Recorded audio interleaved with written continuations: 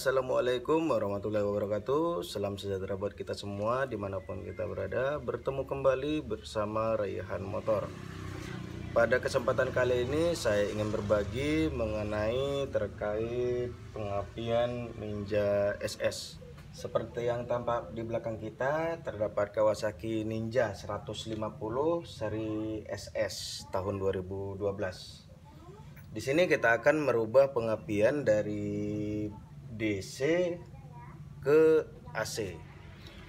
Lalu apa kira-kira keuntungan dari sistem pengapian AC? Yuk simak videonya, saya akan jelaskan.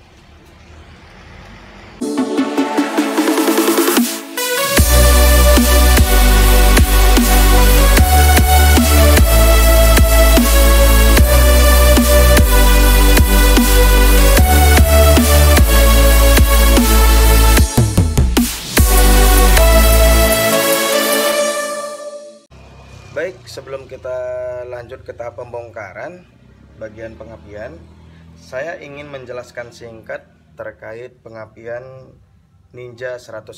Pada tipe mesin yang masih KIS atau sebelum Super KIPS itu menggunakan pengapian sistem AC, di mana suplai pengapian itu titik tumpu penuh dari spool menuju ke CDI dan CDI dialirkan ke kuil langsung.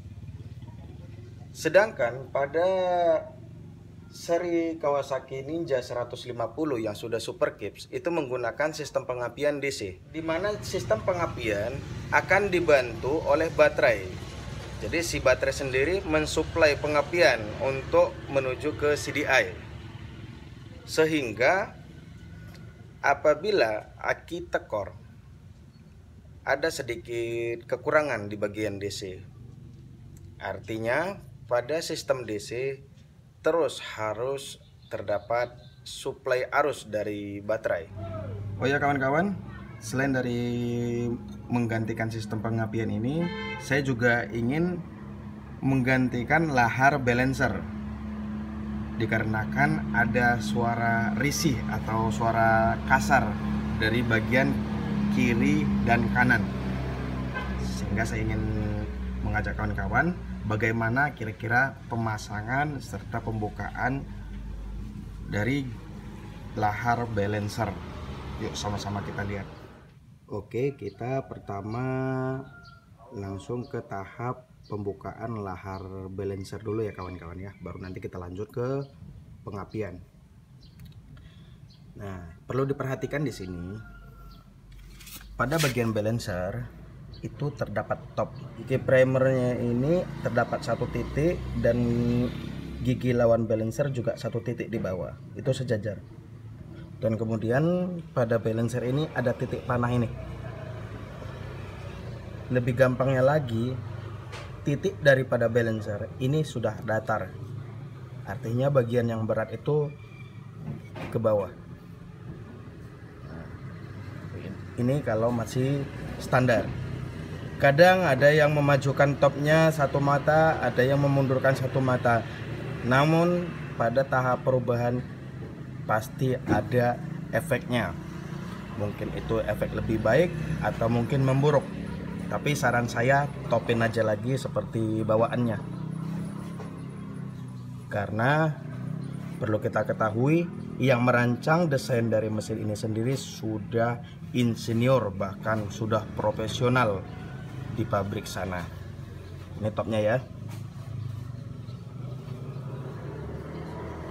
Top di titik gigi ini sama ini harus tegak lurus, dan kemudian ini ada tanda panah di sini.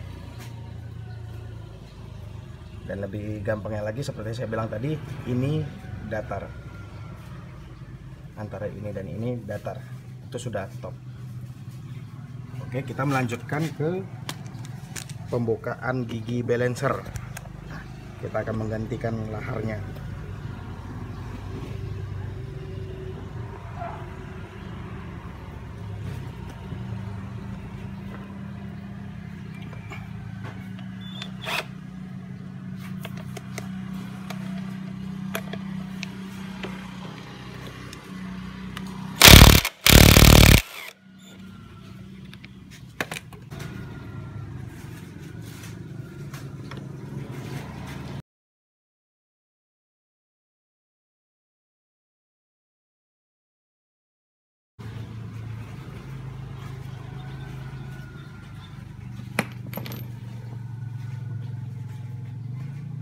Ingat ya, di sini ada sepinya.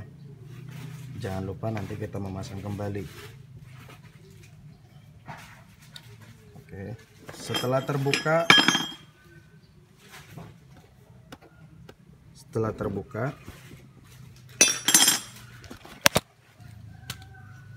coba kita lihat kawan-kawan, alangkah berkaratnya. Sudah kelihatan ya, sehingga wajar kalau ada suara dengung. Nanti akan kita fokuskan lagi pada lahar yang lama. Nanti saya kasih tahu, saya kasih tunjuk ya. Ini yang menyebabkan pada Ninja 150 sering suara dengung atau kasar. Ini juga pengaruh. Pada bagian kiri terdapat 5 buah baut. Baut yang 4-nya itu baut 8 sebagai pengunci keliling. Dan di sini terdapat baut L. Itu fungsinya untuk pendorong si tutupnya nanti. Oke, kita akan lanjutkan pembukaan tutup rumah lahar kiri ya. Untuk bagian kiri itu perlu diketahui laharnya tanam ya. Tertanam pada tutup bagian kiri ini sendiri.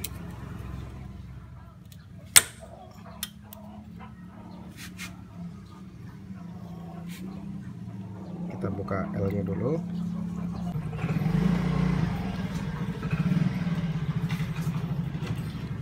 Ingat kawan-kawan ya, jangan sesekali kita mencongkel atau mengetok bagian dari tutup ini. Biarkan saja baut 8 ini yang akan mendorong tutup rumah laharnya. Perhatikan baik-baik ya, saya akan zoom.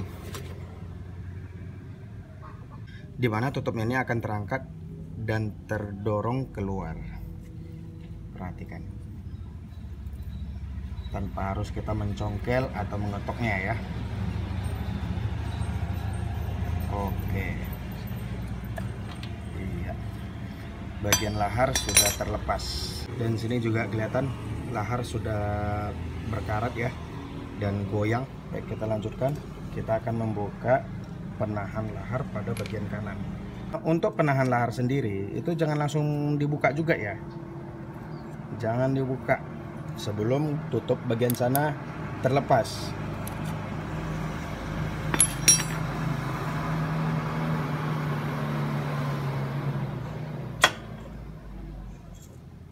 Oke, kita cukup mendorong ke arah sana, balancer terlepas.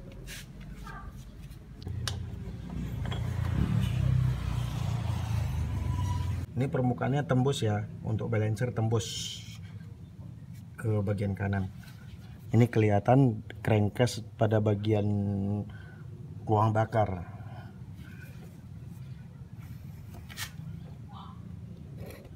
Untuk yang SMK barangkali pasti sudah mempelajari ya, dimana 2 tak itu untuk ruang bakarnya terpisah sendiri, ada kamarnya lagi, persis berbentuk keong gini ya. Jadi tidak ada pengaruhnya sama oli mesin dia tersisi sendiri, ada kamarnya lagi, ada ruangnya.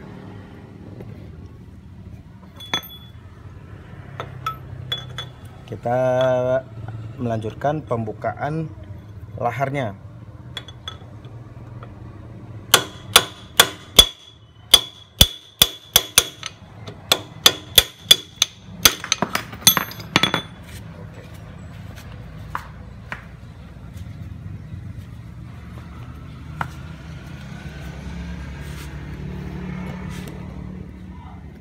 Lihat kawan-kawan, ini laharnya tadi yang sudah berkarat.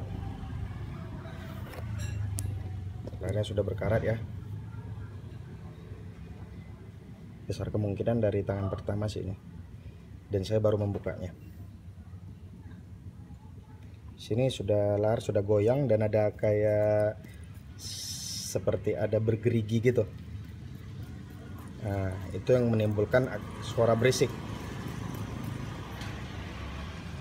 Baik kawan-kawan, di sini kita sudah menyiapkan lahar atau bearing balancernya. Jadi terkait mengenai lahar balancer ini, saya kira itu lebih bagus yang original deh. Kenapa? Untuk harga tidak jauh beda. Itu untuk lahar Kawasaki-nya sepasang yang original ya, itu 167-an. Itu udah sepasang. Yang dikhawatirkan ini kan memang karena dia khusus balancer, dia berat setengah gitu, persis dengan kinerjanya lahar keras atau crankshaft. Itu dikhawatirkan kalau lahar biasa dia timbul suara kasar lagi. Bahasa gampangnya begini, sedangkan yang original ada masa kalahnya dia, ada masa rusaknya, apalagi yang biasa. Daripada toh kerja 2 kali kita bongkar seperti ini lagi, lebih bagus sekalian saja, sekali bongkar tetapi awet. Ini dari pertama pemilik motor pertama ini, saya kira ini belum pernah dibongkar ya. Ini perdana saya yang bongkar, karena di sini tidak ada sisa atau bekas-bekas baut yang barangkali pernah dibuka gitu ya. Ini perdana nih. Oke, gitu aja sih kawan-kawan. Jadi kita akan lanjut ke pemasangan lahar balancer.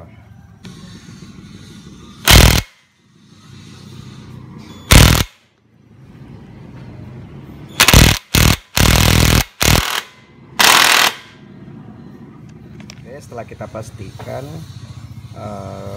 baut dari balancer sudah betul-betul dikunci dengan kuat ya, dan pastikan kita topin lagi tanda panah ini ke titik ini, dan ini sejajar yang 3 ini. Jelas ya kawan-kawan ya. Nah, ini topnya. Titik ini sejajar ke sini dan tanda panah ini itu sudah top.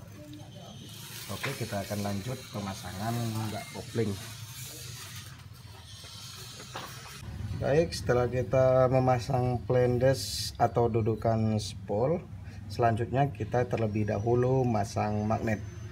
Ingat ya, jangan spolnya dulu, magnetnya dulu. Yang dikhawatirkan itu sejajarnya tidak rata atau tidak lurus. Jadi usahakan ini dulu nih, magnet dulu yang kita pasang ya. Untuk menokoknya ingat ya, jangan bagian sini dan sini. Ini yang putih ini jangan ditokok, bagian besi ini saja, menggunakan kunci shock. Oke, seperti itu. Bila sudah rata, sudah masuk, pastikan sepinya betul-betul masuk ke dalam magnet ya, jangan sampai lari. Setelah itu kita memasang mur magnet.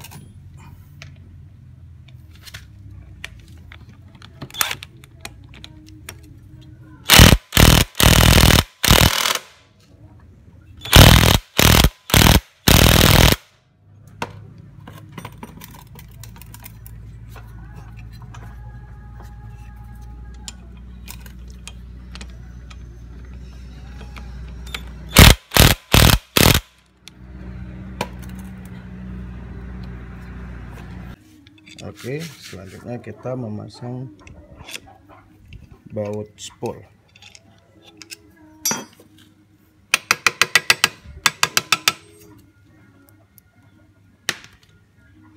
Perhatikan ya kawan-kawan, di sini jarak antara magnet dengan spol itu betul-betul tipis.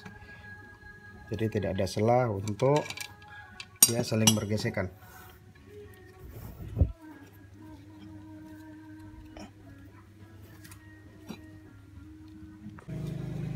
Oke, setelah kita pasang magnet serta spolnya, di sini terdapat soket CDI ya. Untuk soket CDI dan kabel lain-lainnya itu udah PNP, tidak perlu dirubah-rubah lagi. Soketnya memang udah dirangkai sedemikian rapih dari sananya. Nah, jadi kita nggak usah membuat soket baru, tidak usah. Oke, setelah itu kita pasangkan lagi. Baik, setelah kita melanjutkan pemasangan magnet RM PNP Ninja, dan kemudian kita udah menggantikan lahar balancer juga, alhamdulillah. Kemudian ini saatnya kita menyalakan. Perlu diketahui kawan-kawan, dikarenakan profil itu di main jet dan pilot jet standar di PWK 28 itu tidak maksimal, sehingga kita naikin lagi besar dari pilot jet. Main jet tetap 152, tapi yang pilot jet kita naikin lagi sekitar 4 step. Coba kita dengar dulu suaranya dan spontannya apakah efektif. Coba nyalakan barbiko baret biru komando, yaitu kita di